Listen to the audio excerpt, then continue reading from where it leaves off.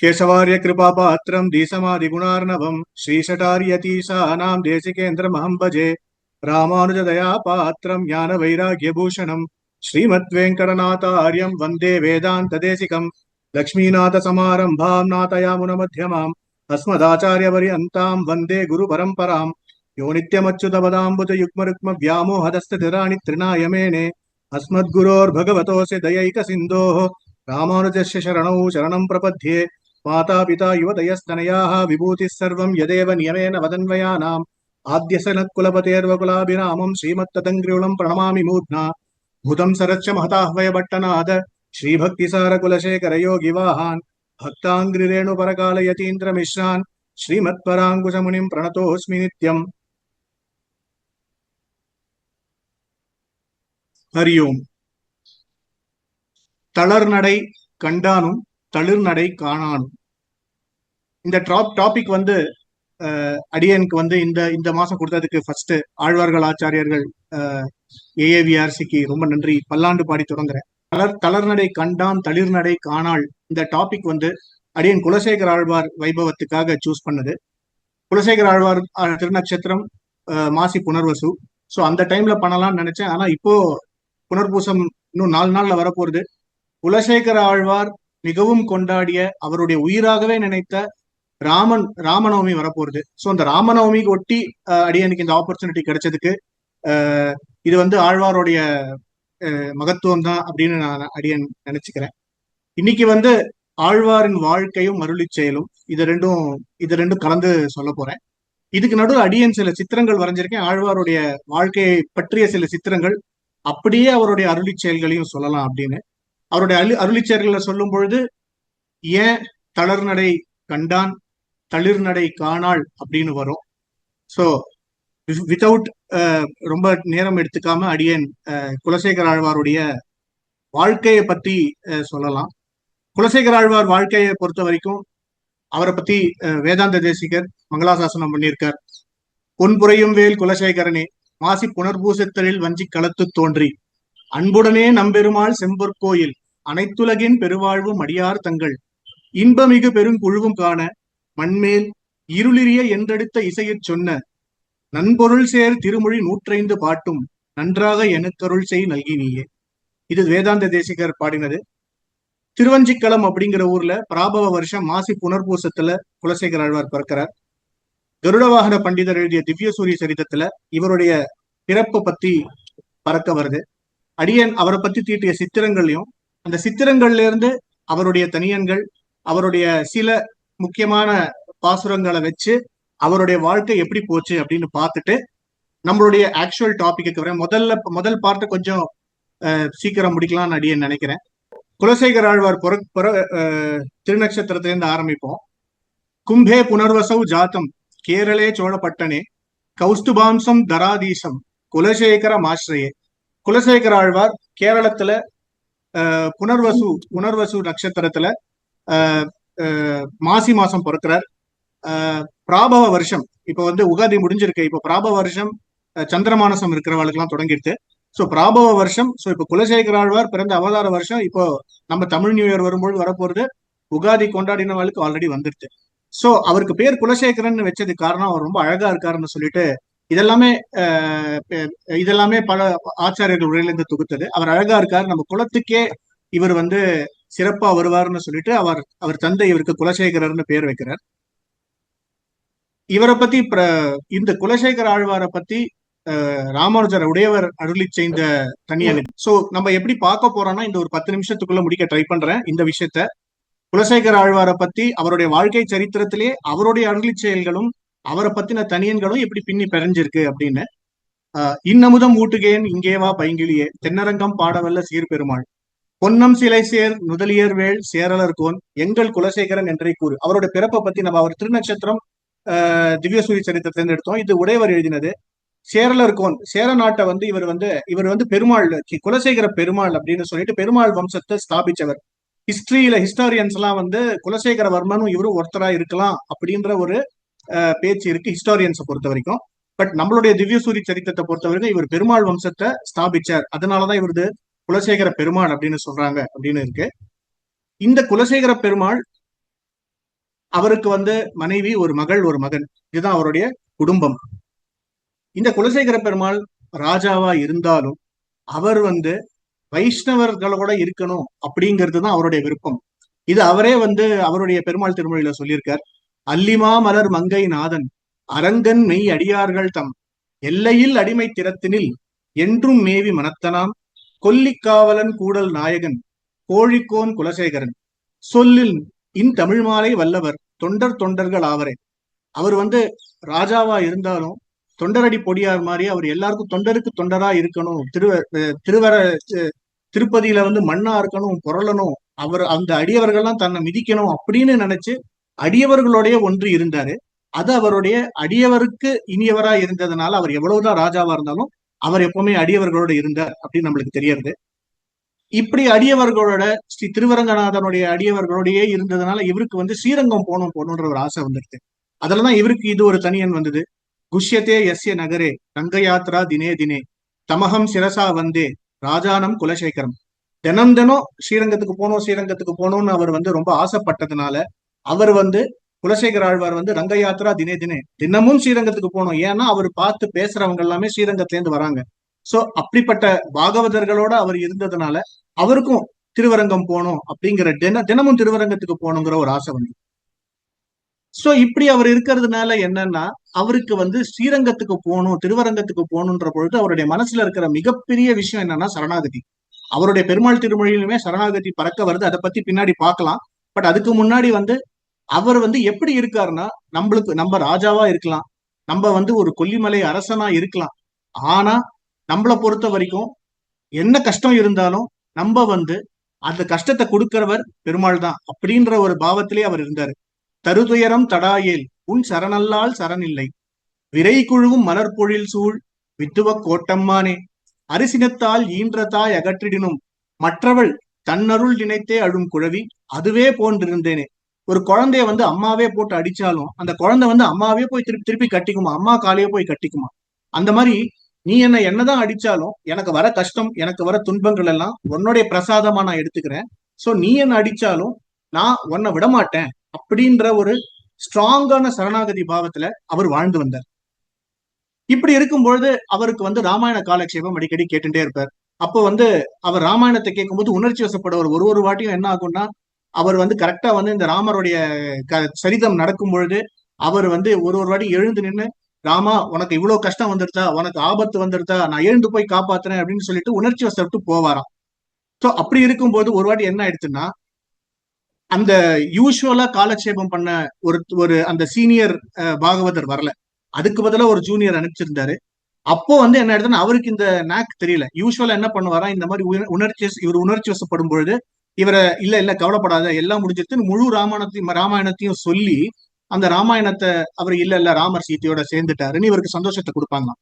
ஆனா இந்த வாட்டி என்ன எடுத்து சொல்ல வந்தவருக்கு அந்த நாக் தெரியாததுனால அவர் அப்படி ராமாயணத்தை சொல்ல ஆரம்பிச்சாராம். வலிவனக்கு வரை நெடுந்தோள் விராதனை கொன்று வண்டமிழ் மாமுனி கொடுத்த வரிவில் வாங்கி கலைவனக்கு நோக்கரக்கி மூக்கை நீக்கி கரனொடு தூஷணன் தன் உயிரை வாங்கி சிலை வணக்கி மான்மறிய எய்தான் தன்னை தில்லை நகர் திருச்சித்திருக்கூடன் தன்னுள் தலைவணக்கி கைகூப்பி ஏத்தவல்லார் திரிதலால் தவமுடைத்து தரணிதானே தனமருவும் வைதேகி பிரியலுற்று தளர்வெய்தி சடாயுவை வைகுந்தத் தேற்றி வரமருவு கவியரசன் காதல் கொண்டு வாலியை கொன்று இலங்கை அரக்கர் கோமான் சினமடங்க மாருதியால் சுடுவித்தானை தில்லை நகர் திருச்சி அப்படி சொல்லிட்டே வராங்க அவங்க. அப்போ வந்து அவர் உணர்ச்சி வசப்பட்டு எங்க எடுவில்லை எடு அம்ப கமான் லெட்டஸ் கோன்னு சொல்லிட்டு அவரே ராஜா இல்லையா, அவருடைய சைன்யத்தை தூக்கிட்டு நேரா வந்து அவர் கடற்கரைக்கு போறாரு. ராமருக்கு ஆபத்து, ராமரை காப்பாத்தணும், எதுவுமே புரியாம ரொம்ப கஷ்டப்பட்டு இருக்காங்க. அப்போ வந்து இந்த சமயத்துல வந்து அவருடைய இந்த உணர்ச்சி வசத்தை வந்து வேற யாராலையும் தடுக்க முடியாதுன்னு ராமரே அவருக்கு காட்சி தந்து அவர் வந்து கடற்கரையில ராமரை அவர் சேவிச்சு ராமர் பாதத்தை அவர் வணங்கி ராமர் பாதத்தை அவர் வந்து அவருடைய ஸ்ரீபாத தீர்த்தத்தை எடுத்துட்டதுக்கு அப்புறம்தான் அவர் அடங்கினார் அப்படின்னு ஒரு சரித்திரம் சொல்றது. இதுல இருந்து அவர் ராமர் மேல எவ்வளவு பெரிய அணுக்கத்தோட இருந்தாரு, ராமர் மேல எவ்வளவு க்ளோஸா இருந்தாரு அப்படிங்கிறது, ராமருடைய பாவத்திலேயே இருந்தாரு அப்படிங்கிறது இதுலயும் தெரியாது. இப்படி ஒரு ராஜா இருக்கும்பொழுது என்ன ஆகும், அவரை சுத்தி வந்து பாகவதர்களா இருக்காங்க. அவர் ராஜ்ய காரியத்தை அவர் பண்ணலன்னு இல்லை, ஏன்னா பின்னாடி வரப்போறது ராஜ்ய காரியத்தை அவர் எப்படி பண்ணாருன்னு. ஆனா ராஜ்ய காரியத்தை அவர் எவ்வளவு தூரம் பண்ணாலும் அவருடைய பாகவதர்களோட கூடிய அவர் இருந்ததுனால அவர் சுத்தி இருந்தவங்க எல்லாம் வந்து இவர் இப்படி ஒரு ராஜா எப்படி இருந்தா சரிப்பட்டு வராது, கஷத்திரிய தர்மம் வேறையாச்சே அப்படின்னு சொல்லிட்டு இருந்தாங்க.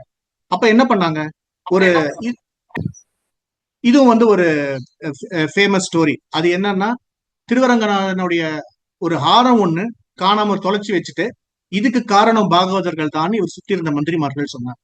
இப்ப இவருக்கு வந்து இது இது வந்து அவருக்கு பிடிக்காம போச்சு. ஒரு பாகவதர் மேல வீணா பழி சுமத்தக்கூடாது அப்படிங்கிறது அவருடைய எண்ணமா இருந்தாலும் சுத்தி இருந்த அரசவையில இருந்தவங்க எல்லாம் சொன்னதுனால இவர் சரி, ஒருவேளை இத பாகவதர் தான் எடுத்திருந்தாங்க, பாகவதர்கள் தான் எடுத்திருந்தாங்க, அவங்க மேல தப்பு இருந்ததுன்னா ஒரு குடத்துக்குள்ள ஒரு பாம்பை போடு, அந்த பாம்புக்குள்ள அந்த குடத்துக்குள்ள நான் கை வைக்கிறேன், அந்த பாம்பு என்னை தீண்டிடுத்துன்னா நான் வந்து பாகவதர்கள் அதை பண்ணிட்டாங்கன்னு அர்த்தம். ஆனா நான் உள்ள கை விட்டு பாகவத அது வந்து பாம்பு என்ன தீண்டலைன்னா பாகவதர்கள் பண்ணல அப்படின்னு தைரியமா குடத்துக்குள்ள கை விட்டார். இதுதான் அவருக்கு இன்னொரு தனியன் இவர் மேல வந்தது. ஆரம் கெடப்பரன் அன்பர் கொள்ளார் என்று அவர்களுக்கே வாரங்கொடு குடப்பாம்பில் கையிட்டவன் மற்றலரை வீரங்கெடுத்த செங்கொல் கொல்லி காவலன் வில்லவர்கோன் சேரன் குலசேகரன் முடிவேந்தர் சிகாமணியே. பாருங்க, இதுவும் உடையவர் கொடுத்த இதுவும் உடையவர் சேவிச்சதுதான். ஆரம் கெடப்பரன், ஆரம்னா வந்து ஜுவல், அது கெட்டு போச்சு, அது எடுத்துட்டாங்க அப்படின்னு சொன்னதுக்கு குடப்பாம்பில் கையிட்டவன் குலசேகரன் கோன். இப்படிப்பட்டவன் வீரன். அவன் ஏன் வீரன் அப்படின்னா அவன் ஜெயிச்சதுனால வீரன் இல்ல, நாட்டை ஜெயிச்சதுனால வீரன் இல்ல, பாகவதர்களுக்காக உயிர் கொடுக்க ரெடியா இருந்தான் இல்லையா, அதனால வீரன். சோ இந்த இந்த ஒரு நிகழ்ச்சி வந்து குலசேகர ஆழ்வாருடைய வாழ்க்கையில ரொம்ப பிரசித்தம். இப்போ இவர் இதெல்லாம் பார்க்கும் பொழுது அரசவை வாழ்க்கையே எவ்வளவு அவர் யோசிச்சு பாக்குறாரு, என்ன ஒரு ஆர்டிபிஷியல் லைஃபா இருக்கு. அதனால அவர் என்ன பண்றாரு, மெய்யில் வாழ்க்கையை மெய் என கொள்ளும் இவ்வையம் தன்னுடும் கூடுவதில்லை யான். இனிமே எனக்கு இந்த பொய்யான வாழ்க்கை வேண்டாம், மெய்யே இல்லாத வாழ்க்கை. நான் எல்லாருக்காக யாருக்காக தான் நடிக்கிறது. ஐயனே அரங்கா என்று அழைக்கின்றேன், மையல் கொண்டொழிந்தேன் எந்தன் மாலுக்கே அப்படின்னு அவர் திருவரங்கநாதன் மேலேயே மையல் கொண்டு அவர் வந்து அவருடைய பையனை வந்து ராஜாவாக்கிட்டு அதுக்கப்புறம் வந்து எல்லா திவ்ய தேசங்கள்லயும் தன்னை ஈடுபடுத்தணுங்கிறதுக்காக செடியாய வல்வினைகள் தீர்க்கும் திருமாலே நெடியானே வேங்கடவா நின் கோயிலின் வாசல் அடியாரும் வானவரும் அறம்பயரும் கிடந்து எங்கும் படியாய் கிடந்து உன் பவளவாய் காண்பேனேன்னு சொல்லிட்டு படியா கிடந்து அவர் வந்து திருவேங்கடவன் திருவேங்கடவன் கோவில்ல நிஷ்டையா இருந்து படியாய் கிடந்து இருப்பேனே அப்படின்னு சொல்றாரு. சோ குலசேகர ஆழ்வாருடைய வாழ்க்கையில பல சரித்திரங்கள் இருந்தாலும் இது வந்து அவருடைய தனியன்கள் மூலமா அவருடைய வாழ்க்கையை சேவிச்சோம். ரொம்ப நேரம் இதை பத்தி பேச முடியல, பட் கொஞ்சம் அவரை பத்தி இருக்கு. இது ஏதாவது விட்டு போயிருக்கும், நிறைய விட்டு போயிருக்க வாய்ப்பு இருக்கு. அப்படி விட்டு போயிருந்தா அடியனை க்ஷமிக்கணும். மற்றபடி குலசேகர ஆழ்வார் வாழ்க்கைக்கு இது வந்து ஒரு நம்மளுக்கு வந்து ஒரு இதுவா இருந்துச்சு. சோ இப்போ வந்து அவருடைய வாழ்க்கையை பத்தி நம்ம சேவிச்சிட்டோம். இப்போ அடுத்தபடியா நம்ம டாபிக்கு வரணும். தளர்நடை கண்டான் தளிர் நடை காணாதான். தளர் நடை அப்படின்னா தளர்ந்து போன நடை, தளிர் நடை அப்படின்னா குழந்தையோட நடை. இது பத்தி வரும்பொழுது எங்க வருது அப்படின்னா பெருமாள் திருமொழியில வருது. சோ இது எங்க வருதுன்னு தெரியணும்னா பெருமாள் திருமொழி. சோ அந்த பெருமாள் திருமொழியை பத்தி ஒரு அறிமுகம் இருந்தா இந்த பர்டிகுலர் விஷயத்த நம்ம இன்னும் ரசிக்கலாம். சோ இந்த பெருமாள் திருமொழியை பத்தி ஒரு சின்ன இன்ட்ரோடக்ஷன், அதுவும் ஒரு கொஞ்ச நேரத்துல முடிச்சிருக்கேன். நம்ம திவ்ய பிரபந்தங்கள்லாம் சேவிக்கிறோம். இப்போ அதுல பார்த்தோம்னா பிரபந்தங்களோட தன்மையே பார்த்தோம்னா அந்த ஆழ்வாரோட தன்மையா இருக்கும். ஃபார் எக்ஸாம்பிள் பார்த்தோம்னா முதல் ஆழ்வார்கள் அவங்க எல்லாம் அந்த காலத்திலேயே வாழ்ந்தவங்க யோகிகள். அவங்க வந்து பிரபந்தங்களுக்கு அப்டிராக்டான விஷயங்களை பிரபந்தங்கள்ல சொன்னாங்க. ஒருத்தர் வையம் தகழியாய்பாரு, இன்னொருத்தர் அன்பே தகழியாய்னு சொல்லுவாரு, இன்னொருத்தர் திருக்கண்டேன்னு சொல்லுவாரு. இதெல்லாம் நம்மளுக்கு புரியறதுக்குன்னு அந்த நிலைமைக்கு நம்ம போகணும். திருமழிசை ஆழ்வாரை பொறுத்த வரைக்கும் பல சமயங்களுக்கு போயிட்டு வந்துட்டு சாக்கியம் கற்றோம் சமணம் கற்றோம்னு சொன்னதுனால அதெல்லாம் போயிட்டு வைஷ்ணவத்துக்கு வந்தார். அதனால வந்து அவருடைய எண்ணம் எப்பவுமே வந்து நான்முகனை நாராயணன் படைத்தான் அப்படின்னு ஸ்பஷ்டமா யாரும் முழுமுதற் கடவுள் அப்படின்னு எஸ்டாப்ளிஷ் பண்றதுல அவருடைய பிரபந்தங்கள் இருக்கும். நம்மாழ்வாரை பொறுத்த வரைக்கும் அவர் வந்து ஒரு ஞானி, இருந்த இடத்துல இருந்தே அனுபவிச்சார். அவர் இருந்த இடத்துல இருந்தே அனுபவிச்சதுனால அவர் வந்து ஞானத்தின் உறைவிடம். அதனால அவர் வேதாந்தத்தோட சாரத்தையே ஞான பாவத்துல திருவாய்மொழியா வழங்கினார். நான் எல்லா பிரபந்தங்களையும் சொல்லல, ஒரு எக்ஸாம்பிளுக்கு சொல்றேன். அடுத்து பார்த்தா பெரியாழ்வார் ஒரு பக்கம் மாமனார், இன்னொரு பக்கம் அம்மா. ஸ்வசுரம் அமரவந்தியம் ரங்கநாதசிய சாக்ஷாத் அப்படின்னு சொல்லிட்டு அவர் வந்து சாக்ஷாத் ரங்கநாதனுடைய மாமனார் அந்த ஒரு பக்கம். இன்னொன்னு வந்து பூ தொடுத்த பெரியாழ்வார் வந்து கிருஷ்ணனை வந்து குழந்தையா பார்த்தார். சோ ஒரு பக்கம் தன்னுடைய குழந்தையா பாவிச்சு யசோதை பாவத்துல இருக்காரு, இன்னொரு பக்கம் மாப்பிள்ளையா பார்த்து ஸ்வசுரமர வந்தியம்னு இருக்காரு. சோ மாப்பிள்ளையா பார்த்தாலும் குழந்தையா பார்த்தாலும் அவரை காப்பாத்தணும், அவருக்கு ஆபத்து வரக்கூடாதுன்னு சொல்லிட்டு பல்லாண்டு பாடுறாரு, அவர் பெரியாழ்வார் திருமொழி பண்றாரு. சோ அவருடைய பாவம் ஒரு மாதிரி. அவருடைய குழந்தை ஆண்டாள் கேட்கவே வேண்டாம், சாக்ஷாத் பிராட்டியே ஜென்மசித்த ஸ்திரீ இல்லையா, அதனால வந்து ஆண்டாளுடைய பாவனை வந்து ஒரு வைஃப் மாதிரியே இருந்தது. திருப்பானாழ்வாரை பொறுத்த வரைக்கும் ஃபர்ஸ்ட் டைம் கோவிலுக்குள்ள என்ட்ரி கிடைச்சது, ஒரு சோசியல் ஜஸ்டிஸ் கிடைச்சது. அவருக்கு அதுக்கு மேல வேண்டாம், நீங்கெல்லாம் கோவிலுக்கு போங்க, எங்க வேணா போங்க, எனக்கு ஒரு வாட்டி நான் நீங்கெல்லாம் நீ கோவிலுக்கு போய் தான் பெருமாளை சேவிக்கணும், நான் வந்து மனசுலயே சேவிக்கிறேன்னு சொல்லிட்டு அவர் உள்ள கோவிலுக்குள்ள போனதும் that was is last. Amalanathipiran பாடுறாரு. அடுத்து தொண்டரடி பொடியாழ்வார், திருவரங்கத்தோட தோட்டக்காரர், சேவகர். அதனால அவர் கைங்கரியம் பண்ணதுனால அவருக்கு கைங்கரியமே முக்கியமா இருந்தது. சோ அவர் வந்து தாசிய பாவத்துல திருமாலை பாடினார். கலியன் கல்வரா இருந்து தெரிந்ததுனால அவர் இப்படியும் பாடினார் அப்படியும் பாடினார். ஒரு பக்கம் பயங்கர வேகம், இன்னொரு பக்கம் பயங்கர விவேகம், இப்படி ரெண்டும் கலந்து அவர் அவர் வந்து தன்னுடைய ஆடல்மாங்கிற குதிரையில எடுத்து போய் பெரிய திருமொழி சேவிச்சார். சோ இப்படி ஒவ்வொருத்தரும் ஒரு ஒரு பாவனை. சோ இப்ப நம்ம இதுல இருந்து என்ன தெரியறதுன்னா, அவங்க லைஃப் அப்படின்னு எடுத்துட்டோம்னா அவங்களுடைய லைஃப் வந்து அவங்களுடைய மெசேஜா வெளில வந்திருக்கு. அப்படி பார்த்தோம்னா வரலாறுகள் சேர குலத்தை மறுபடியும் புத்துணர்ச்சி செய்ய வச்சவர் நம்ம தனியன்றியுமே சேவிச்சோம் இல்லையா. அவர் வந்து குலசேகர ஆழ்வார், சேரமான் பெருமாள் அப்படிங்கிற ஒரு வம்சத்தையே கொண்டு வந்தார், குலசேகரவர்மன் அப்படின்னு ஹிஸ்டோரியன் சொல்றாங்க. பட் நம்மளை பொறுத்த வரைக்கும் அகைன் பெருமாள். அப்போ அவர் எழுதின கதை, அவர் எழுதின பிராசுரங்கள்லாம் எப்படி இருக்கணும் அப்படின்னா, ஒரு பாரதியார் மாதிரி வீரமா இருக்க வேண்டாம். ஏன்னா அவர் சாதாரண ஆள் இல்ல. கொல்லிக்காவலன், கூடல் நாயகன், கோழிக்கோன், குலசேகரன் அவரே சொல்றாரு. கொல்லிக்காவலன்னா, கொல்லின்னா சேர நாடு, கூடல் நாயகன், கூடல்னா பாண்டிய நாடு, கோழிக்கோன்னா சோழ நாடு. சேர சோழ பாண்டியர்களை ஜெயிச்சு ராஜாவா இருந்த அவர் பாரதியார் மாதிரி வீரம் சொட்ட சொட்ட நாட்டுப்பட்டு சொட்ட சொட்ட அவர் வந்து ஜனனி ஜென்ம பூமிஷ்டான் சொல்லியிருக்கணும் இல்லையா. ஆனா அவர் என்ன பண்றாரு, பெரியாழ்வாருக்கு போட்டியான பொங்கும் பரிவு, தொண்டரடி பொடியார்வ ஜெயிக்கிற மாதிரி பாவனை, அதாவது அடியார்கடியார் பாவனை, நம்மாழ்வாரையே தோக்க வைக்கிற மாதிரி வைராக்கியம், இப்படி பாடியிருக்காரு. அதுவும் அவர் மற்றவங்க எல்லாம் விட இவர் நிஜமான ராஜாவே. ஒரு ஒரு கம்பேரிசனுக்காக சொல்லல, இன்னும் மற்ற ராஜாக்கள்லாம் வந்து குறுநில மன்னர்களா இருந்து மன்னர்களுக்கு குறுநில மன்னர்களா இருந்தவர். ஆனா குலசேகர ஆழ்வாரை பொறுத்த வரைக்கும் அவர் வந்து சேர நாட்டுக்கே தலைவரா இருந்தவர். சோ அவர் வந்து இப்படி இருந்தாரு. அதுக்கு என்ன காரணம்னா பெருமாள் திருமொழி. இந்த பெருமாள் திருமொழின்னு ஏன் பேர் வந்தது அப்படின்னு யோசிச்சோம்னா, அப்கோர்ஸ் அவரு சேர சேர நாட்டு பெருமாள் வம்சத்துல வந்து வந்ததுனால பெருமாள் திருமொழின்னு இருக்கலாம். ஆனா இதுல இருந்து நம்ம சம்பிரதாயத்தில இருந்து கொஞ்சம் எடுத்துட்டோம்னா, நம்ம சம்பிரதாயத்துல பெருமாள்னா ராமர் தானே சொல்லுவோம். ஏன்னா ராமர் சேவிச்ச பெருமாள் பெரிய பெருமாள், ராமரை சேவித்த பெருமாள் இளைய பெருமாள் லக்ஷ்மணன், பெரிய பெருமாள்ன்றவர் ஸ்ரீரங்கநாதன். சோ பெரிய பெருமாள் இருக்கும் பொழுது இளைய பெருமாள் இருக்கும்போது பெருமாள் யாரு, ராமர். அப்போ ராமரை பற்றி சொல்லும் பாசுரம் அப்படிங்கிறதுனால பெரிய பெருமாள் திருமொழியா இருக்கலாம், இல்ல ராமரே சொன்ன திருமொழி. ஏன்னா இவரும் புனர்பூச நட்சத்திரம். எப்படி நம்ம வந்து முதலையாண்டான வந்து தாசரதி அப்படின்னு சொல்லிட்டு ராமராவே கொண்டாடுறோமோ, எப்படி ராமாவதாரத்துல வந்து தாசரதி வந்து லக்ஷ்மணன் ராமானுஜருக்கு சேவை, ராமானுஜர் வந்து அங்க சேவை பண்ணாரு, தாசரதியா முதலையாண்டானா ராமானுஜருக்கு சேவை பண்ணார். அந்த மாதிரி குலசேகர பெருமாள் வந்து ராமருடைய அம்சமாவே இருக்கலாம் அப்படிங்கிறதுனால பெருமாள் திருமொழி. இதுல இன்னொரு சுவாரஸ்யமான விஷயம் என்னன்னா, குலசேகர ஆழ்வாரை பொறுத்த வரைக்கும் ஒரு ஒரு ஸ்டடி பார்த்தோம்னா அவரு ராமரை விட பரத நிஷ்டையில தான் நிறைய இருக்காரு. யோசிச்சு பாருங்களேன், ராமர் ராஜ்யத்தை வெறுக்கல, நீ இப்போ காட்டுக்கு போனார், ராஜ்யம் பண்ணுனா பண்ணார், he was very very clear. ஆனா பரதன் வந்து ராஜ்யத்தை வெறுத்தான். அவன் வந்து என்னதான் பாரதந்திரம்னு சொன்னாலும் அவன் வந்து ராமர் சொன்னதை நான் செய்யறேன் அப்படின்னு நம்ம எல்லாம் சேவிச்சாலும் அவர் யோசிச்சு பாத்தீங்கன்னா பரதன் வந்து ராஜ்யத்தை வெறித்தான். எப்படி வந்து பரதன்கிற பேரே வந்தது அப்படின்னா, அவன் வந்து ராஜ்ய பாரத்தை மட்டும் சுமக்கல, பழிங்கிற பாவத்தையும் சுமந்தான்னு வருது இல்லையா. அந்த மாதிரி அந்த மாதிரி பரதன் அப்படின்றவனுடைய நிஷ்டையில தான் குலசேகர ஆழ்வாரும் இருந்தார்.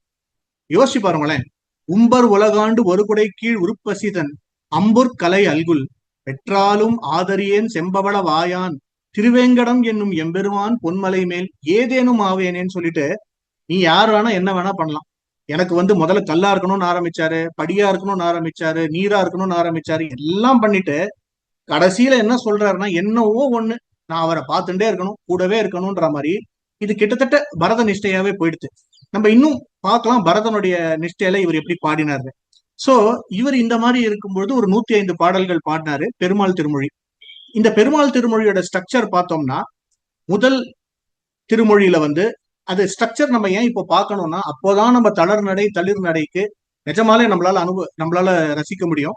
முதல் திருமொழியில உலக இன்பங்களையும் அரசாட்சியும் துறந்து ஒரு திருவரங்க செல்வனை எப்போ காண்போம் எப்போ காண்போன்ற ஏக்கத்திலேயே அவரு பண்ணாரு. அடுத்தது வந்து அவருடைய அடிமையாவே இருக்கணும்னு நினைச்சது. அடுத்தது வந்து திருவரங்க பெருமான் 2ஆம் திருமொழியில திருவரங்க பெருமான் மேலே பித்து கொண்ட அடியார்களை போற்றுவதும், அதாவது ஒரு தாசர்களை போற்றுவதும், அவர்கள் நடந்த இடத்துல தான் போகணும்னு சொல்றது 2வது. அதுவே மோட்சம் தரும், அடியாருக்கு அடியாரா இருக்கிறதே மோட்சம் தரும்னு சொல்றது. 3ஆம் திருமொழியில நிலையற்ற உடல் வாழ்வு. என்னடா இதுதான் நம்மாழ்வார் மாதிரி உடல் வாழ்வு நிலையற்றது, எல்லாமே வந்து ஒரு மாதிரி. சோ நம்ம நிலையான ஒருத்தரை பற்றணும் அப்படின்னு சொல்லிட்டு போறது. நெக்ஸ்ட் வந்து 4ஆம் திருமொழியில வந்து திருவேங்கடமலையில ஒரு நாரையாவோ மீனாவோ செடியாகவோ இல்லை கருவறை படியாவோ இல்லை ஏதோ ஒன்னா ஆனோம் அப்படின்னு நம்ம பார்த்தோம் இல்லையா, அதுவா. 5ஆம் திருமொழியில வந்து எவ்வளவுதான் கஷ்டத்தோட்ட சொன்ன கொடுத்தாலும் வித்துவ கோட்டம்மா, நீ எனக்கு, நான் குழந்தை எப்படி வந்து ஒரு அம்மா கிட்ட போறதோ, எப்படி ஒரு நோயாளி வந்து வைத்தியன் கிட்ட போறானோ, யாரு என்ன கஷ்டம் துறினால் வாளால் அறுத்து சுடினும் அப்படிங்கிற மாதிரியும், குழந்தை அடிச்சாலும் வருதுங்கிறதும் இங்கதான் வருது. நெக்ஸ்ட் இங்க இது வரைக்கும் வந்து நம்ம வந்து சரணாகதி அடைஞ்சிட்டேன் அப்படின்னு சொல்ற ஸ்டேஜ்.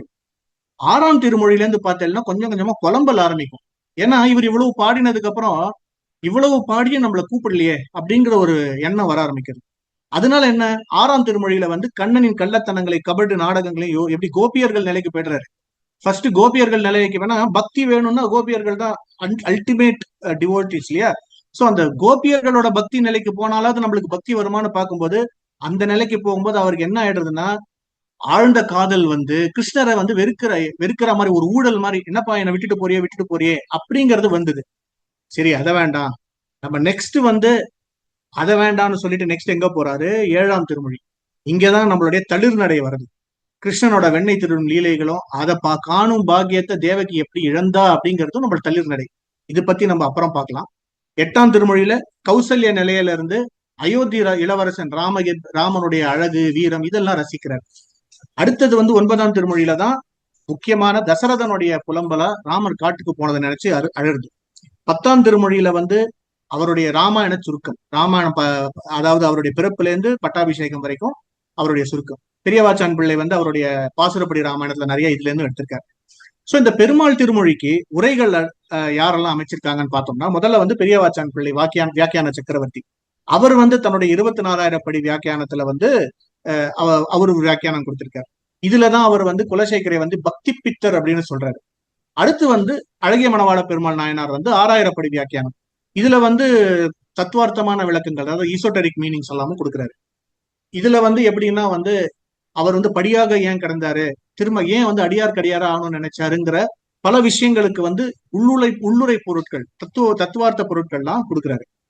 அடுத்து வந்து ரீசெண்டா வாழ்ந்த பிரதிவாதி பயங்கர மன்னங்கராச்சாரியார் சுவாமிகள் வந்து திவ்யார்த்த தீபிகைன்னு சொல்லிட்டு ஒரு உரை கொடுத்திருக்காரு. இதுல வந்து எளிமைப்படுத்தி, அந்த காலத்துல இருந்த கடினமான நடைகள் இல்லாம நம்மள மாதிரி இருக்கிறவங்க புரிஞ்சுக்கிறதுக்கு எளிமைப்படுத்தினார்.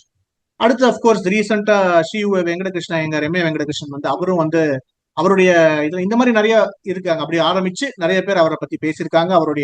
அவரை பத்தின இலக்கியங்கள் இருக்கு, அவரை பத்தின உபன்யாசங்கள் காலக்ஷேபம் எல்லாமே இருக்கு. சோ இதெல்லாம் வந்து அவருடைய பாவ சமாதி அப்படிங்கறதோடைய விளக்கங்களை வந்து பல பல ஆச்சாரியர்கள் நம்மளுக்கு கொடுத்துருக்காங்க. சோ இது வரைக்கும் நம்ம வந்து பெரிய பெருமாள் திருமொழியை பத்தி பார்த்தோம். இப்போ வந்து பரதனுடைய நிஷ்டைக்கு பத்தி தெரிஞ்சுட்டு என்னன்னா, பரதன் வந்து யோசிச்சு பாருங்களேன், பரதன் வந்து அவனுடைய இதுல இருந்து அவன் வந்து பார்க்கும் பொழுது அவன் ராமர் தான் ராஜாவா இருப்பான்னு நினைச்சிட்டு வரான். பட் அவன் நினைக்கும் போது என்ன ஆகுதுன்னா, ராமர் ராஜாவா இல்ல, ராமரை காணும். தசரதர் வந்து பரமபதிச்சிட்டார், ராமர் காணும். கைக்கு என்னடான்னா, உனக்கு வந்து ராஜ்யத்தை எடுத்துக்கோன்றான். அவன் வந்து ஒரு மாதிரி ஆயிடுறான். ராமர் போனார் விடு, அவரை எப்படி அனுப்ப மனசு வந்தது தசரதருக்குன்னு அவன் கேட்கிறான் பரதன். சோ அவன் தசரதர் கிட்ட சில கேள்விகள் கேட்க விரும்பியிருக்கலாம். இப்ப நம்ம வந்து ஒரு அப்ப வந்து அவன் தசரதர் எப்படி புரிஞ்சிருக்க முடியும்? எவ்வளவு கஷ்டப்பட்டு என்னப்பா அவ்வளவு சிம்பிளா வந்து ராமரெல்லாம் போன்னு சொல்லிட முடியுமா அப்படின்றதுனால அவன் ஒருவேளை யோசிச்சிருக்கலாம். பரதன் வந்து, அதாவது குலசேகர ஆழ்வார்க்குள்ள இருக்கிற பரதன் வந்து, சரி, why don't we understand this from Dasharatha's perspective, Dasharathar உடைய பெர்ஸ்பெக்டிவ்ல இருந்து நம்ம நினைச்சு பார்க்கலாமே, அப்ப என்ன கஷ்டம் இருக்கும் அப்படின்னு சொல்லிட்டு நம்மளால நினைத்து பார்க்க முடியாத ரொம்ப ரொம்ப கஷ்டமான ஒரு விஷயத்த இப்ப குலசேகர ஆழ்வார் செய்ய போறார். நம்ம எப்பவுமே சந்தோஷத்தை தான் நினைப்போம் இல்லையா? அப்படியே நம்மளுக்கு வந்து பெருமாள் கண்ணுக்கு வரல, நம்மளுக்கு எவ்வளவு கஷ்டமா இருந்தாலும் நம்ம வந்து ரொம்ப ரிஸ்க் எடுத்து வந்து ஒரு விஷயத்த பண்ண மாட்டோம். ஆனா அந்த ரிஸ்க வந்து குலசேகர ஆழ்வார் நம்மளுக்காக எடுத்திருக்காரு. ஒண்ணு இல்ல, இப்போ தளர் நடை கண்டான் நம்மளோட டாபிக் உடைய ஃபர்ஸ்ட் ஹாஃப். தளர் நடை கண்டான் தசரதன். யாரு? தசரதன். 60,000 வருஷம், ஒண்ணு இல்ல ரெண்டு இல்ல, 60,000 வருஷம் தவம் இருந்தான் தசரதன்.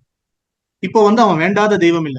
யூஸ்வலா இக்ஷ்வாக்கு குலத்துலதான் வந்து இந்த தேவரோகத்துல ஏதாவது ப்ராப்ளம்னா இக்ஷ்வாக்கு குலத்துல இருந்தா போவாங்க. சோ தசரதன் சாதாரண சாமானியப்பட்டவன் இல்ல, அவனும் பெரிய ஆளு. சம்பராசுர யுத்தத்துக்கு போனான்.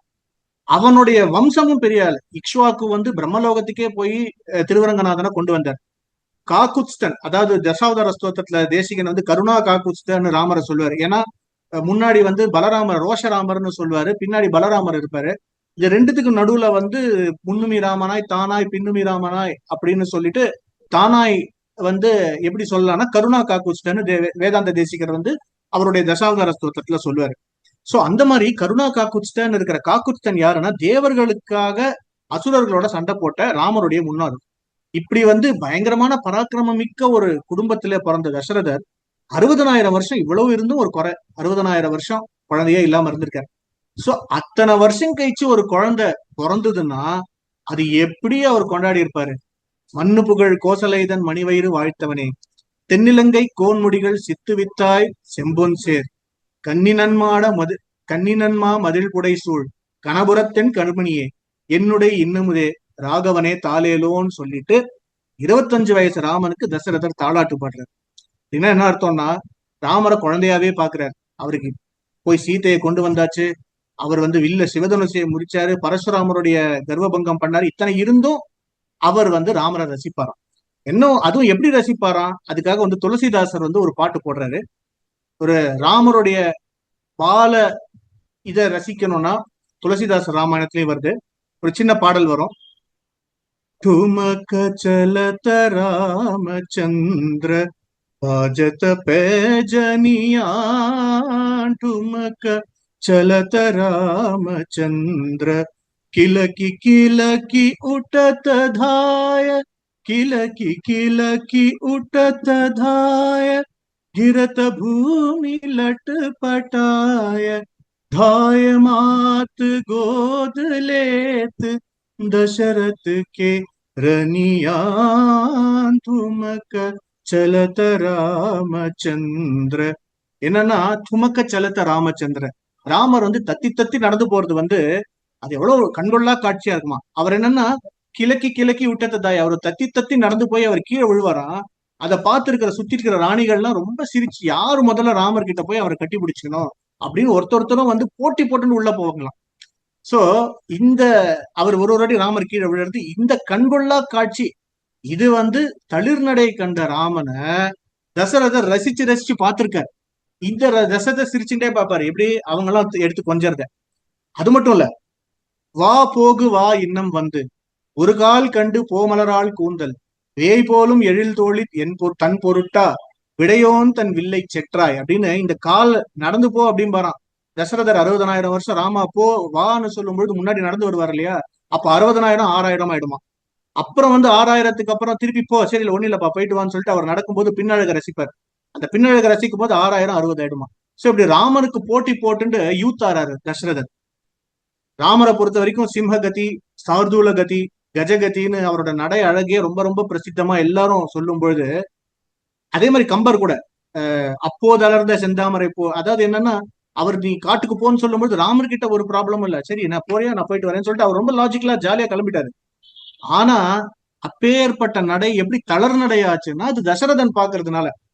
தசரதன் பார்த்து ராமரை வந்து ரசிக்கக்கூடிய நிலைமையில இல்லை. இப்ப ராமருடைய நடைய சிம்மகதி அந்த சார்தூல கத்தினோ எருது மாதிரி நடக்கிறான் எல்லாம் சொல்ல முடியற நிலைமையில தசரதர் இல்லாததுனால அவர் வந்து புலம்ப ஆரம்பிக்கிறார். இதுதான் 9வது திருமொழி. வந்தாளின் இணை வணங்கி வளநகரம் தொழுதேத்த மன்னனாவான் நின்றாயை அரியணை மேல் இருந்தாயை நெடுங்கானம் படரப் போகு என்றாள். எம்மி ராமாவோ உன்னை பயந்த கைகேசி தன் சொற்கேட்டு நன்றாக நான் நிலத்தை ஆழ்வித்தேன் நன்மகனே உன்னை நானே. இந்த கைகேயி சொன்னதை நீ வந்து வாழை வச்சுட்டு ஃபுல் சிட்டிய ரவுண்டு வந்து நீ அரியணை மேல ஏறணும், நீ ஒரு ராஜாவா ஆனும்.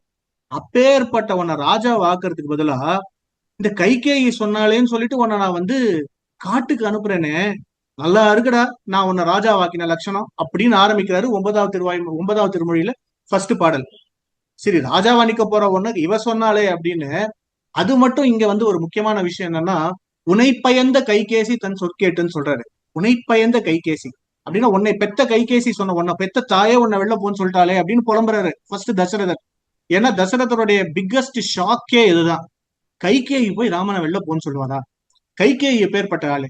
பராவரும் புதல்வரை பயக்க யாவரும் உறாவரும் துயரை விட்டு உறுதி காண்பரால் இராவரும் புவிக்கெல்லாம் வேதமே என்ன இராமனை பயத்தெனக்கு இடருண்டோ என்றாள்னு சொல்லிட்டு அவ வந்து மந்திரை வரும்பொழுது ஃபர்ஸ்ட் மந்திரை சூது படலத்துல வந்து கம்பராமாயணத்துல இப்படிதான் சொல்றா. அவ உனக்கு ப்ராப்ளம்னு சொல்லும்போது என்ன ராமனை பெத்த எனக்கு என்ன ப்ராப்ளம்னு கேக்குறா. அப்படி இருந்தா கைகேயி, ஆனா அப்பேற்பட்டவ ஒன்ன காட்டுக்கு போக சொல்றாளே அப்படின்னு சொல்லிட்டு தசரதனுக்கு சோகத்தை விட ஷாக் ஜாஸ்தியா இருக்கு ஃபர்ஸ்ட். அதனாலதான் உன்னை பயத்த கைகேசின்னு சொல்றாரு. அடுத்து அடுத்த திருமொழி. வெவ்வாயன் வெவ்வுரை கேட்டு இருநிலத்தை வேண்டாதே விரைந்து வென்றிமை வாய களிரழிந்து தேரொழிந்து மாவொழிந்து வனமே மேவி நெய்வாய வேல் நெடுங்கண் நேரிழையும் இளங்கோவும் பின்பு போக எவ்வாறு நடந்தனை எம்மிராமாவோ எம்பெருமான் என் செய்கேன் அப்படின்னு கேக்குறாரு. நீ யானை மேலன்னா போவ, தேர்லன்னா போவ, ஹம்ச வாகனம், யானை வாகனம் அப்படின்னா போவ, கருட வாகனம், குதிரை வாகனம், ஏசல், இப்படி வீதி புறப்பாடுன்னு நீ எல்லார் புடை சூழ போவையே. எல்லாரும் உன்னை சேவிக்கணும்னா சாதாரணமா சேவிக்க கூடாது. பரதன் சாமரம் வீசுவான், லக்ஷ்மணன் வந்து அவர் வில்லெல்லாம் வச்சுட்டு இருப்பான், சத்ருகனன் வந்து கையில வந்து கொடை பிடிச்சுட்டு இருப்பான், அந்த கேப்புக்குள்ள அர்ச்சகர் வேற ஆரத்தி எடுத்துட்டு இருப்பார், அதுக்கு முன்னாடி பாக்கணும் அவரை. அந்த மாதிரி தரிசனம் பண்றதுக்கு இப்ப தேரோட்டி இல்ல, அர்ச்சகர் இல்ல, நாதஸ்வர கோஷ்டி இல்ல, பிரபந்த கோஷ்டி இல்ல, பின்னாடி வேத கோஷ்டி இல்ல, நீ தனியாவே போறியே. இதுல இன்னொரு ஒரு கான்ட்ராஸ்ட் என்னன்னா, இதே வந்து குலசேகர ஆழ்வார் வந்து 8ஆம் திருமொழியில வந்து சுற்றமெல்லாம் பின்தொடர தொல்கானம் அடைந்தவனேன்னு சொல்றாரு. அவரு ராமர் தனியா தான் போறாரு. அப்பவும் சுற்றமெல்லாம் பின்தொடரனா என்ன அர்த்தம்னா பின்னாடி லக்ஷ்மணன் வந்துட்டான். இது வந்து உடையவர் வந்து ஒரு நிர்வாகம் வச்சிருந்தார். அதாவது அவர்கிட்ட கேக்குறாங்க அவருடைய சிஷ்யர்கள்லாம், என்ன சுவாமி இப்படி வந்து ராமர் வந்து தனியா என்ன போனார், இவர் என்ன சுற்றமெல்லாம் பின்தொடரன்னு சொல்றாரு. ஏன்னா இதுக்கு உடையவர் வந்து சமாதானம் சொல்றாரு. இல்ல இல்ல, அகம் சர்வம் கரிஷ்யாமின்னு சொல்லிட்டு லக்ஷ்மணன் கூட போனா, லக்ஷ்மணன் கூட போனதுனால யார் வந்தாலும் வரலனாலும் கவலை இல்ல, உலகமே கூட வந்த மாதிரிதான் அப்படின்னு அப்படி வந்து சொல்றாரு. சோ இப்படி உலகமே கூட வந்த ராமர் வந்து இப்ப என்னடா தனியா போறியே அப்படின்னு சொல்றது ஒரு ஆச்சரியமான ஒரு இது. அடுத்து வந்து 3ஆம் திருமொழியில சொல்றார். கொல்லனை மேல் வேல் வரி நெடுங்கன் கௌசலேதன் குலமதலாய் புனிவில் ஏந்தும் மல்லணைந்த வரைத்தோளா மல்வினையேன் மனமுருகும் வகையே கற்ற மெல்லணை மேல் முன்துயின்றாய் இன்றினிப்போய் வியன்கான மரத்தின் நிழல் கல்லணை மேல் கண் துயில கற்றனையோ காகுத்தா கரிய கோவே. ராமர் தோல் எப்படி இருக்குமா, வயண்டு போகுமா. அதாவது வில், அது முதல்ல என்ன சொல்றாருன்னா, வில்வினையேன் மனமுருகும் வகையே கற்ற. அதாவது வில்வினை, வில்லு நல்லா சூப்பரா நீ நல்லா வில்லெல்லாம் விடுவ, ஆனா அந்த வில்லு வச்சு உன்னுடைய தோல்ல நீ வைக்கும் போது இங்க தோல் வயண்டு போகும் இல்லையா, அதை பார்த்தாலே மனசு உருகுமே. நீ அவ்வளவு மென்மையானவனா இருக்கே, இங்க நீ வந்து பஞ்சு மெத்த அப்படித்தானே படிச்சுட்டு இருக்க, மெல்லணை மேலதானே துயில் கண்ட. நீ இப்ப காட்டுக்கு போனோம், காண மரத்தின் நிழல்ல கல்லணை மேல் கண் துயில கன்றனையோ, எங்க நீ கத்துக்க போற, எங்க நீ கத்துண்ட, உனக்கு இதெல்லாம் எங்க தெரியும் அப்படின்னு கேக்குறாரு. கல்லணை மேல் துயில கற்றனையோ எங்க கத்துண்டன்னு கேக்குறாரு. காக்குத்தா கரிய கோவே. இது வந்து அவருக்கு ஒண்ணு ஒன்னா ஏத்தின்னு வர்றாரு. அடுத்து பொருந்தார் கைவேல் நுதிபோல் பரல் பாய மெல்லடிக்கல் குருதி சோர விரும்பாத கான் விரும்பி வெயில் உரைப்ப வெம்பசி நோய் கூற இன்று பெரும் பாவியேன் மகனே போகின்றாய் கேகையர்கோன் மகளாய் பெற்ற அரும்பாவி சொற்கேட்ட அருவினையேன் என் செய்கேன் அந்தோ யானே. இங்க வந்து கல்லையும் முள்ளியும் நடந்து வேளால குத்துன மாதிரி கால் ரொம்ப டெண்டரான காலு, அதை வச்சு நீ காட்டுக்கு போறியா, கால்ல எல்லாம் ரத்தம் வர போறதேன்னு சொல்லிட்டு முக்கியமா ஒண்ணு சொல்றாரு. யார் சொன்ன சொல்? கேக்கையர்கோன் மகளாய் பெற்ற அரும்பாவி சொற்கேட்ட அறிவினையன். கேக்கையர்கோன் நீங்க சம்பந்தமே இல்லாம ஏன் சொல்றாரு அப்படின்னா, இதுக்கு ஒரு சின்ன பேக் ஸ்டோரி இருக்கு. என்னன்னா, கேகே ராஜாவுக்கு மிருக பாஷை எல்லாம் தெரியுமா? ஒரு 4 எறும்பு எல்லாருக்குமே தெரிஞ்ச கதை தான். 4 எறும்பு இங்க வந்து பேசிட்டு போறத அவர் கேட்பாரு. அதை கேட்டுட்டு அவர் அதை பார்த்து சிரிப்பாரு. உடனே அவருடைய கைகேயோட அம்மா கேட்பாலாம், எதுக்கு சிரிக்கிறீங்க அப்படின்ற பொழுது, இல்ல இல்ல இது ஒண்ணும் கிடையாது, இது என்னமோ பேசுறது, என்ன பேசிட்டு சொல்லுங்கன்னு கேட்பாலாம். இல்ல இல்ல இந்த மிருகங்களோட பாஷை எனக்கு தெரியும், ஆனா அதை சொன்னா என் தலை வெடிச்சிரும் பாராம். அப்ப அவ சொல்லுவாலாம், தலை வெடிச்சாலும் பரவாயில்ல சொல்லுங்கன்னு. அவருக்கு கோவம் வருமா, என்னடா அது, நான் வந்து தலை வெடிச்சா நான் செத்து போயிடுவேன், அது பரவாயில்ல உனக்கு வம்பு கேட்கறதுல முக்கியமா இருக்கான்னு சொல்லிட்டு ராணியை தள்ளி வச்சாலும். அதனாலதான் மந்திரையை கூட எடுத்துட்டு வந்தார். அதனால கைகேயிக்கு மந்திர மேல ஒரு அன்பு ஜாஸ்தின்னு ஒரு கதை உண்டு. இப்போ கேகே இருக்கோன் மகள் ஏன் சொல்றாருன்னா, எப்படி நீ வந்து உன்னுடைய அம்மா வந்து உங்க அப்பா போனாலும் பரவாயில்லன்னு வம்பு கேட்கறதுக்கு ரெடியா இருந்தாலோ, அந்த மாதிரி நீ வந்து நான் போனாலும் பரவாயில்ல, உன்னுடைய கணவன் நான் போனாலும் பரவாயில்ல, வம்ப விலைக்கு வாங்குறியம்மா அப்படின்னு சொல்லிட்டு கோவமா சொல்றாராம்.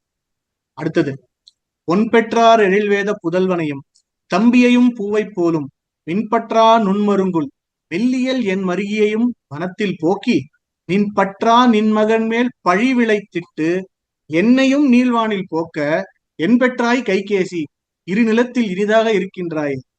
எல்லாரையும் அனுப்பிட்டு நீ என்னமா பண்ண போற? நீ வந்து இவ்வளவு எல்லாம் கேட்டிய, தங்கமா இருக்கிற பையன், சூப்பரா இருக்கிற அவன் தம்பி, அழகா இருக்கிற மெல்லியலால் அவன் ஒய்ஃப், இவங்கெல்லாம் காட்டுக்கு போக சொல்ற, ரைட்டு. உன் பையனுக்கு இதனால புகழா கிடையாது, அவனுக்கு தீரா பழின்னா வரப்போறது. அத்தனையும் வந்ததுக்கு அப்புறமும் இதெல்லாம் நீ என்னத்த சாதிக்க, நானும் செத்து போயிட போறேன், ராமர் போனா நான் இருக்க போறது இல்ல, நானும் போக தான் போறேன், இதெல்லாம் போனதுக்கு அப்புறம் நீ என்னதான் சாதிக்க போற அப்படின்னு கேக்குறாரு. கடைசியா இந்த இந்த இந்த 10ல கடைசியா அவர் சொல்றது, ஏறார்ந்த கருநெடுமால் ராமனாய் வனம் புக்கு அதனுக்கு ஆற்றார் தாரார்ந்த தடவரைத்தோள் தயரதன் தான் புலம்பிய அப்புலம்பல் தன்னை கூறார்ந்த வேல்வலவன் கோழியர்கோன் குடை குலசேகரன் சொற்செய்த சீரார்ந்த தமிழ் மாலை இவை வல்லார் தீநெறிக்கண் செல்லார் தாமே. இந்த மாதிரி ராமனை பிரிஞ்சு தசரதனுடைய புலம்பலா சொன்ன குலசேகர ஆழ்வார் நாம் பாடின இந்த பாடல்களை பார்த்து கேட்டோம்னா தீநெறி பக்கமே போக மாட்டோமா. அப்படின்னா என்ன அர்த்தம்? ராமோ விக்கிரகவான் தர்மஹா, ராமர் தர்மத்தின் விக்கிரகம், தர்மத்தின் ஒரு தர்மத்தோடைய உருவம். அந்த தர்மத்தோட உருவம் நம்மளை விட்டு போறதேன்னு நம்ம ஏங்கினோம்னா அந்த தர்மம் நம்மளை விட்டு போகாது, நம்மளும் தீநெறி பக்கமே போக மாட்டோம். அப்படின்னு அர்த்தம், ராமரை விட்டு போக மாட்டோம் அப்படின்னு அர்த்தம்.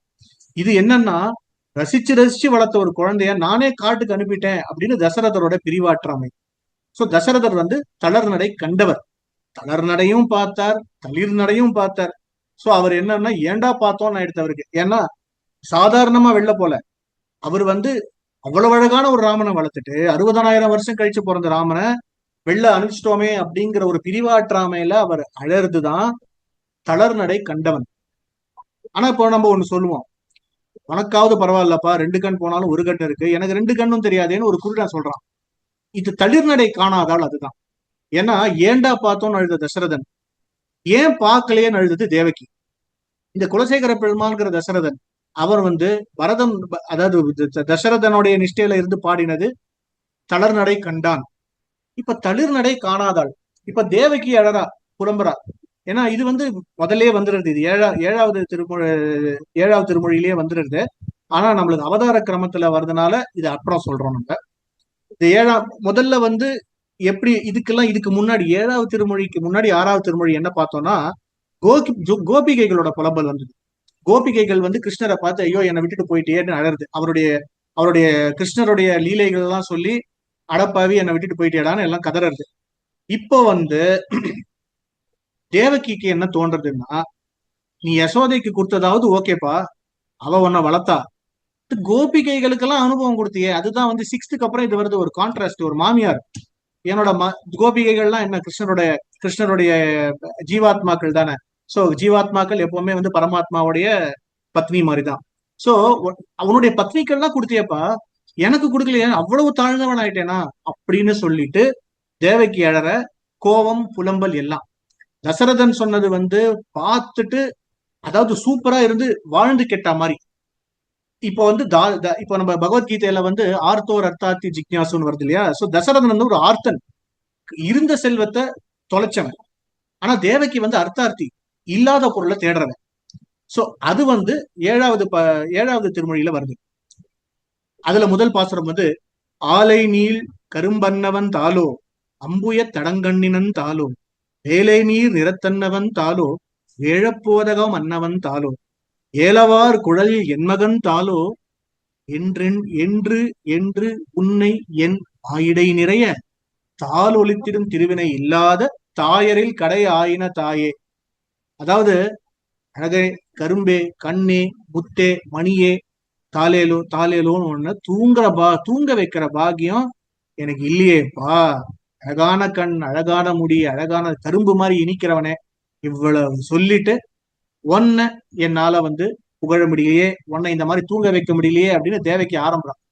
அடுத்தது வடிக்கொள் அஞ்சனம் எழுது செம்மலர்கண் மருவி மேல் இனிதொன்றினை நோக்கி முடக்கிச் சேவடி மலர்ச்சிறு கருத்தாள் பொலியும் நீர் முகிர் குழவியை போலே அடக்கியாரச் செற்சிறு விரல் அனைத்தும் அங்கை ஓடு அனைத்தானையினை கிடந்த கிடக்கை கண்டிடப் பெற்றிலன் அந்தோ கேசவா கெடுவேன் கெடுவனே. அழகா கண்ணுல மை இட்டுண்டு அஞ்சனம் எழுது செம்மலர் கண், அழகா கண்ணுல மை இட்டுண்டு திருட்டு மொழி முழிச்சுண்டு அழகான வந்து ஒரு ஒரு நீரை சுற்றி வர குழவி மாதிரி கருகருன்னு இருக்கிறவங்க உடம்புல கால் மட்டும் அழகா சிவப்பா இருக்கும், கை விரலெல்லாம் வாயில வச்சு சப்பின்னு இருப்பே. இந்த கராரவிந்தேன பதாரவிந்தம்ன்ற உன்னுடைய அழக என்னால பார்த்து உனக்கு நான் தாலாட்டு போட முடியலையே கேசவா அப்படின்னு சொல்லிட்டு தேவகி புலம்புறா.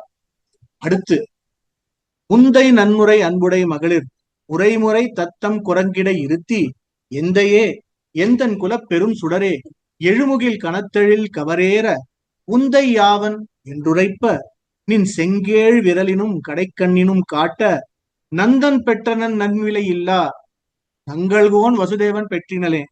குழந்தைய மடியில வச்சுட்டு நம்ம குழந்தைகிட்ட விளையாடுவோம்ல, அப்பா யாரு சொல்லு, அம்மா யாரு சொல்லு, மாமா யாரு சொல்லு, காட்டு காட்டுன்னு சொல்லிட்டு விளையாடுவோம் இல்லையா?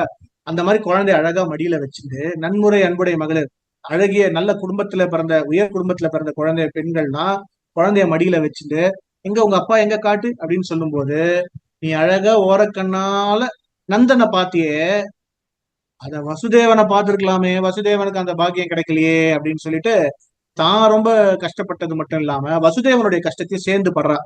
இது வந்து பெரியாழ்வாருக்கு ஜஸ்ட் ஆப்போசிட்.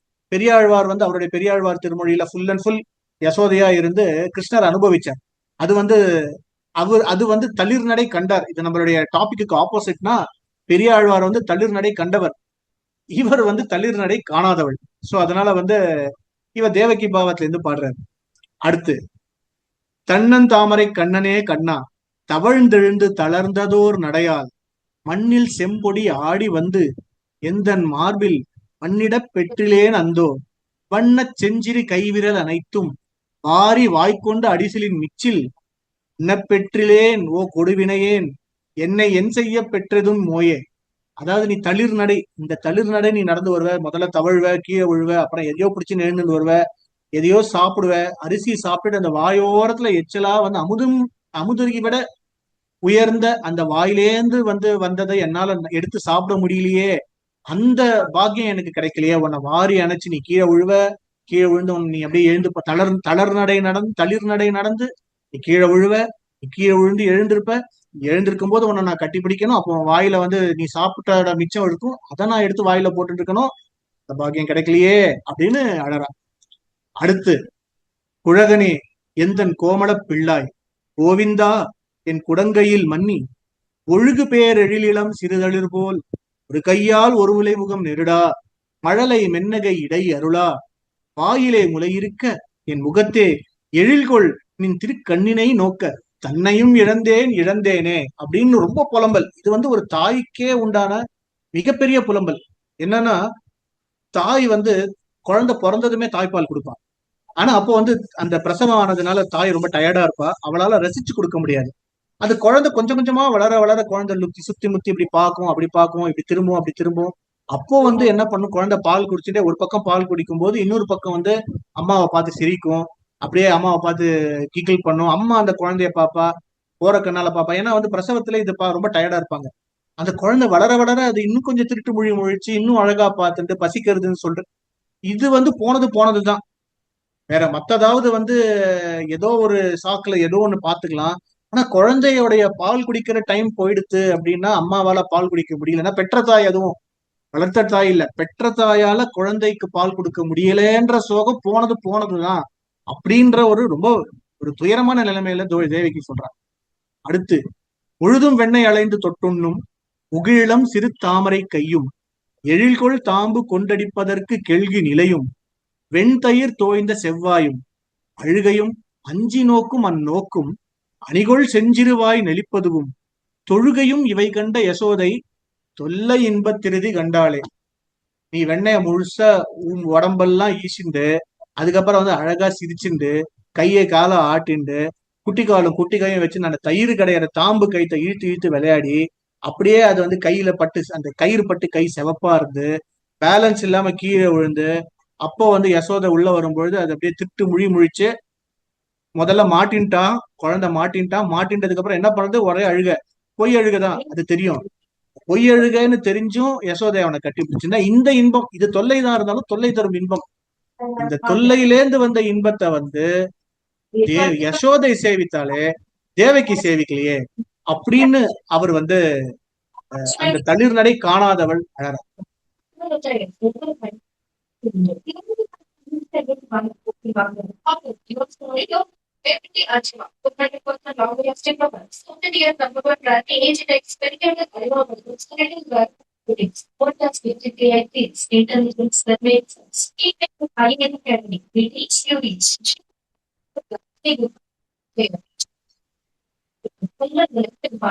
ஒரே நிமிஷம், நான் மியூட் பண்றேன்.